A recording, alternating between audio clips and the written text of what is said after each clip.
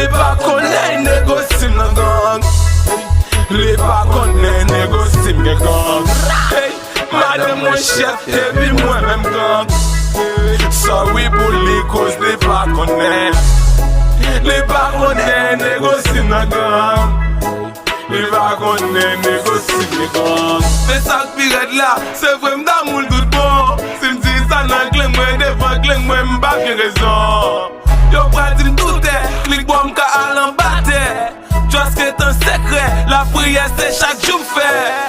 Mande kide, mbaka kide, kosa ila mouri la. Mge tan sible, yen nou voyaje, nego mbaka kouri la.